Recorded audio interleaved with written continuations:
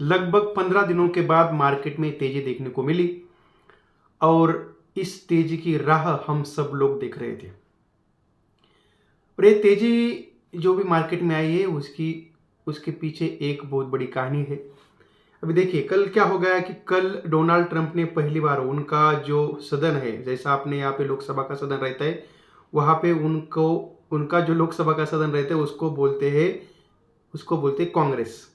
तो फिर आज उन्होंने उस कांग्रेस के सामने अपना छोटा सा भाषण दिया और उस भाषण में उन्होंने कहा कि भाई हमारे देश की जो भी चीज़ें हैं उसके ऊपर अपना चाइना हो गया, कोरिया हो गया, और उन्होंने भारत का ही नाम लिया कि ये लोग लगभग 100% टैक्स लगाते हैं, तो फिर हम भी उनके ऊपर इतना टैक्स लगाएंगे। लेकिन उसके तुरंत बाद जो उनके वाणिज्य सचिव है, तो फिर कहा उन्होंने कि नहीं भाई, वो डोनाल्ड ट्रंप अभी सोच सकते हैं, टैरिफ वापस लेने के बारे में थोड़ा सोच सकते हैं।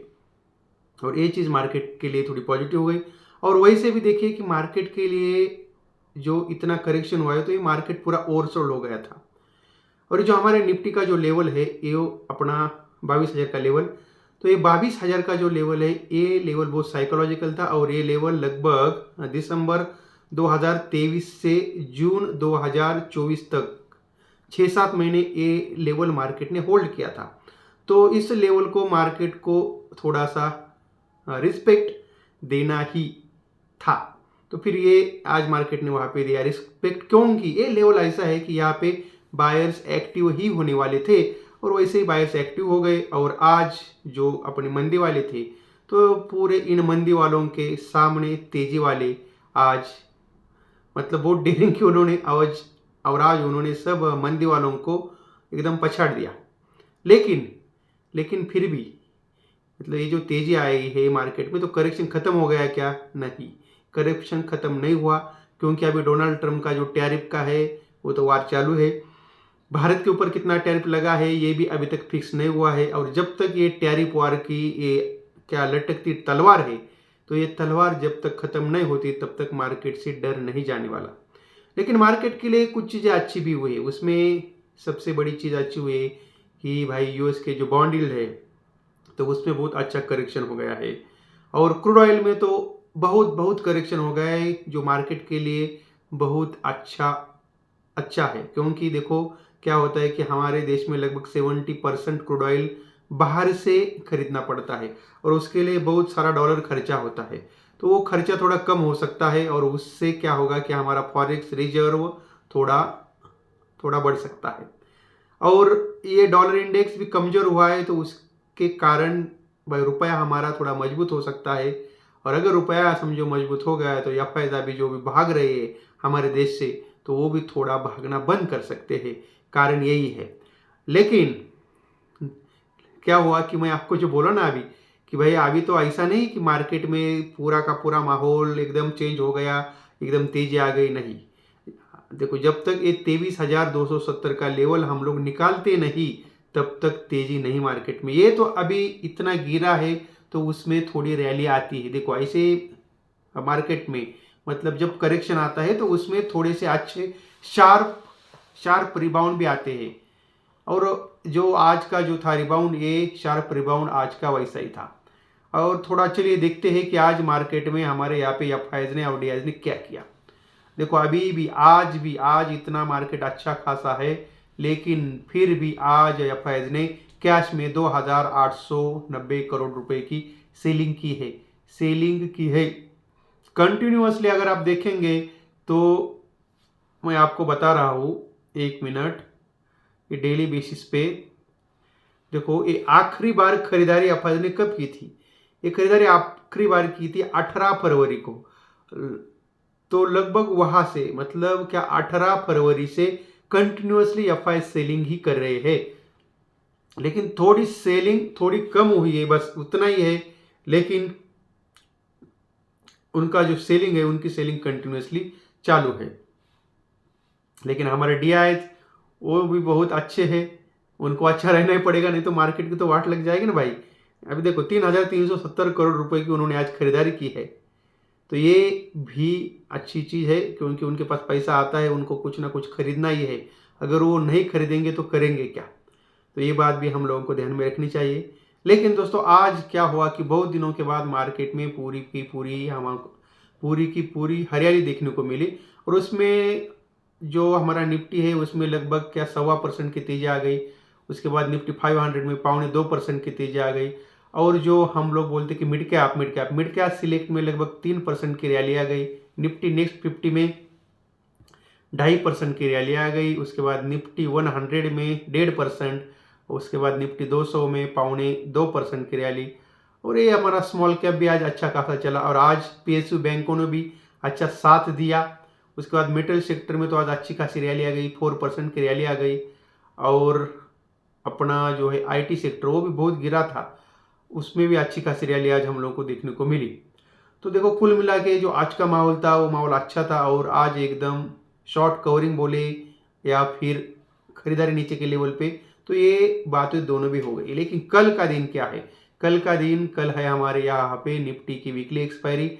और थोड़ा सा आप लोग क्या ध्यान में रखिए कि 4 अप्रैल से हमारे यहाँ पे पूरे जो भी है एक्सपायरीज, वो मतलब हमारी एनएससी की एक्सपायरीज है, वो अभी 4 अप्रैल के बाद गुरुवार को नहीं होगी, वो होने वाली है सोमवार को। तो ये बात आप लोगों को ध्यान में रखना है।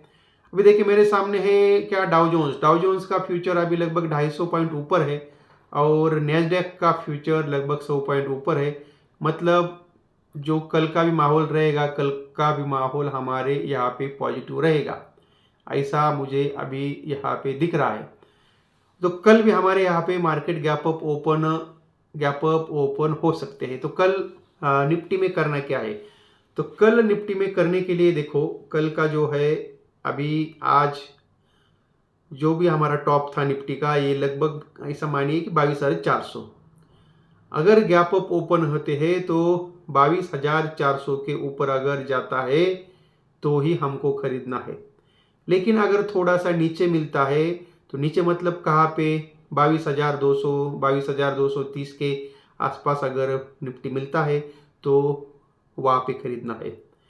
फिर उसके बाद टारगेट मिलेंगे आपको। अगर आपको नीचे मिलता है 22,250 या 22,220 के आसपास, तो ऐसा लगता है कि ऊपर लगभग 22,400 तक जा सकता है। अगर समझो 22,400 के ऊपर जाके क्लोज होता है और वहाँ पे टिकता है, 15 मिनट की एक कैंडल बनती है वहाँ पे, तो फिर हम लोग क्या करेंगे, वहाँ पे बाय करेंगे। वहाँ से टारगेट 22,500 22,600 तक ये लेके जा सकता है, क्योंकि अभी उसमें आज कॉल ट्रैप बहुत हो गए। तो ये जितने भी कॉल ट्रैप हो गए हैं तो उनको कल कवर करना ही पड़ेगा। तो अगर वो कवर करेंगे तो लगभग 22,600 के आसपास निफ्टी को लेके जा सकते हैं। बैंक निफ्टी के बारे में बात करते हैं तो बैंक निफ्टी लगभग 48,600 के ऊपर जाने के बाद बैंक निफ्टी और मजबूत होगा। लेकिन अगर नीचे मिलता है 48,200 के आसपास मिलता है तो वहाँ भी बाय करने के लिए अच्छी खासी लेवल है, या फिर वो बाय करने के लिए अच्छा खासा जोन है। वहाँ आने के बाद आप उसको बाय कर सकते हैं। लेकिन अगर समझो गैप अप ओपन हुआ तो 48,600 के ऊपर अगर टिकता है, वहाँ पे 15 मिनट की एक कैंडल बनती है, ग्रीन कैंडल, तो फिर हम उसको वहाँ पे बाय कर सकते हैं। उसके बाद जो टारगेट मिलेंगे वो टारगेट लगभग रह सकते 48,900 के आसपास। अगर उसके ऊपर जाता है तो फिर 49,200 तक जाने की संभावना बैंक निफ्टी की यहाँ पे मेरे को लग रही है। और उसके बाद आता है सवाल कि भाई कौन सी स्टॉक्स खरीदे। तो अभी देखो हमारे यहाँ पे एल&टी का जो है स्टॉक, उसमें बहुत सारा करेक्शन हुआ है। हम लोग क्या लार्सन एंड टुब्रो बोलते हैं ना उसको, ठीक है। अभी ये जो है अभी उसमें यहाँ पे मुझे ऐसा दिख रहा है कि आज उसमें हमारा 9 दिन 21 दिन और 50 दिन का एक्सपोनेंशियल मूविंग एवरेज का क्रॉस ओवर वो लगभग हो गया है 3,200 के आसपास। और अभी था उसको जो था रेजिस्टेंट 3,200 का रेजिस्टेंट, आज उसने क्रॉस किया है। उसके बाद अभी उसको रेजिस्टेंट निकल के आता है, ये लगभग निकल के आता है 3,320 के आसपास। तो अभी यहाँ से लगभग उसमें 80-90 रुपए की तेजी उसके अंदर आ सकती है। और दूसरा टॉक्स है CAMS अर्थात कंप्यूटर एज मैनेजमेंट सर्विसेज, और उसमें भी हम लोगों को बहुत जोरदार करेक्शन देखने को मिला है। CAMS का चार्ट में लगाता हूँ और इसमें लगभग 5,700 से लगभग 3,000 रुपये का करेक्शन आया था। अभी इसका रेट फिलहाल 3,200 चालू है, लेकिन अभी जो रिसेंटली करेक्शन आया था ये करेक्शन 3,500 तक से आया, 3,500 से आया था। यहाँ पे उसको अच्छा खासा रिबाउंड देखने को मिल सकता है। ये 15 मिनट के टाइम फ्रेम पे यहाँ पे मुझे अच्छा खासा ब्रेकआउट देखने को मिल रहा है और यहाँ से लगभग ये 3,500 तक जाने की कोशिश कर सकता है।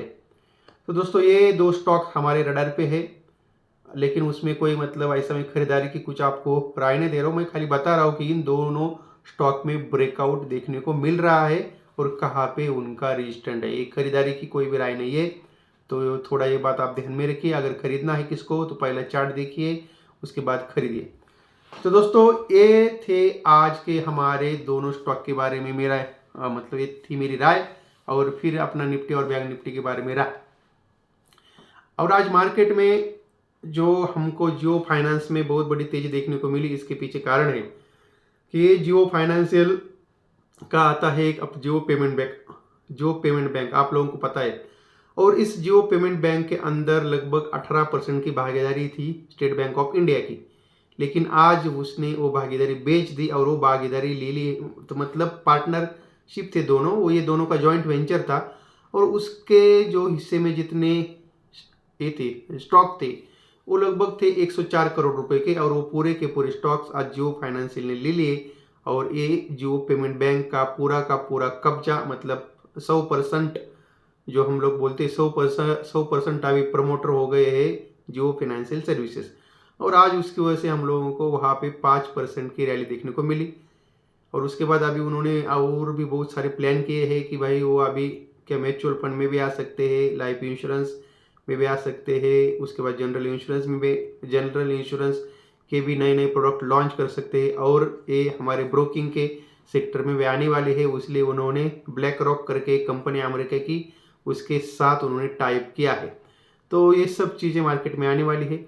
और फिर आप लोगों को पता ही होगा कि कल हमारे यहाँ पे NSE ने, मतलब हमारे जो एक्सचेंज है, उसने थोड़ा अपना एक्सपायरी के बारे में चेंजेस किए हैं, बदलाव किए हैं। ये जो हमारे यहाँ पे अभी वीकली एक्सपायरी होती है ये तो होता है गुरुवार के दिन, और फिर जो भी हमारे यहाँ पे मंथली एक्सपायरी होती थी हमारे NSE की, तो वो भी थी पूरे गुरुवार की, मतलब उसमें स्टॉक्स भी आए, इंडेक्स भी आए।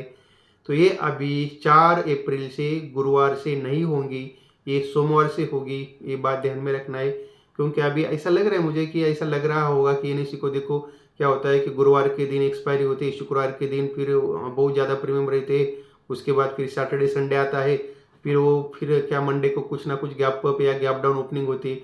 तो फिर उससे अच्छा है कि सोमवार को अगर उसकी एक्सपायरी हो जाए तो पूरा का पूरा हफ्ता हम लोगों को उसमें फिर मिल सकता है, मतलब कोई भी ऐसा बड़ा गैप अप गैप डाउन, या फिर क्या होता है कि यार सैटरडे संडे को मन में लगा रहता है यार कुछ ऐसा कुछ दुनिया में ना हो जाए, रशिया ने वहाँ पे जाके यूक्रेन के ऊपर कोई मिसाइल न दाग दिया जाए, ऐसे हमारे मन में सवाल आते रहते हैं।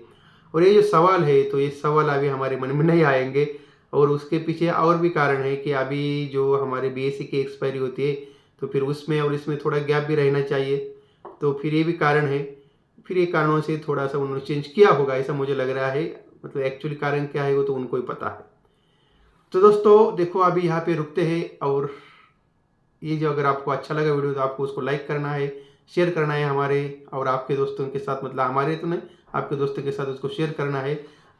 उसके बाद अगर ये अच्छा लगता है वीडियो तो आपको उसको लाइक करना है, शेयर करना है और चैनल को सब्सक्राइब भी करना है।